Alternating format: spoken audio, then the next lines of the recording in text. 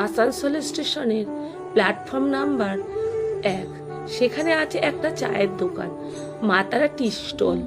দোকানের মালিক বৃদ্ধ খগেন কাকু, বয়স 70 বছর, চোখে ছানি পড়েছে, কানেও কম শোনে। খগেন কাকুর দোকানের নিয়ম, ওনার কাছে খুচরো থাকে না।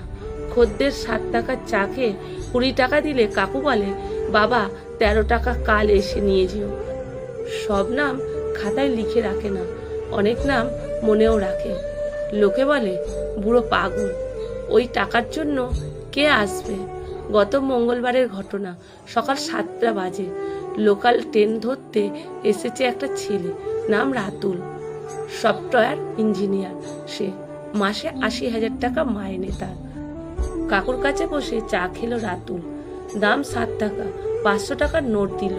খগেন কাকু চোখ কুচকে বলল, বাবা ভাঙানি নেই, 493 টাকা তোমাকে দিতে হবে তো, কাল এসে নিয়ে যেও।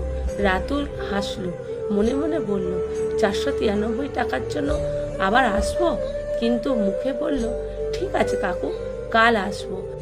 না, রাতুল আসেনি, সে ভুলেই গেল।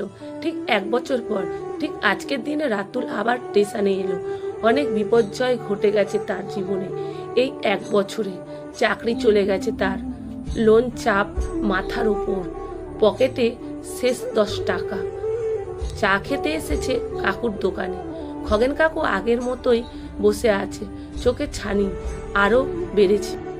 চা খেলো, দাম দিল। চা খেয়ে উঠে যাবার সময় খগেন কাকু পেছন থেকে ডাকলো, বাবা দাঁড়াও।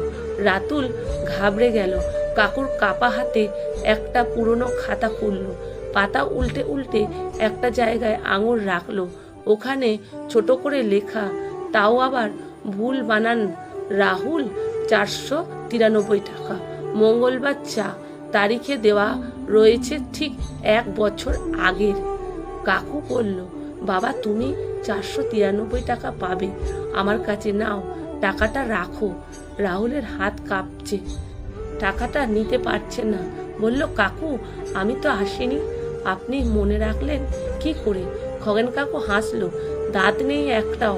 বলল, বাবা আমার ছেলে মুম্বাইয়ে থাকে, 5 বছর আসে না। ফোন করে বলেন বাবা 5,000 টাকা পাঠাবো, কিন্তু পাঠায় না। আমি রাগ করি না, কারণ আমি জানি যে টাকা দেয় না সে টাকার মূল্য বোঝে না।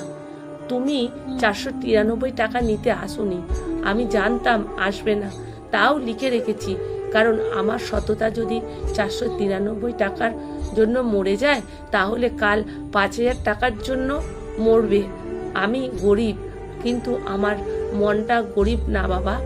রাতুল টাকাটা নিল না, টেবিলে রেখে কাকুর পায়ে হাত দিয়ে প্রণাম করলো।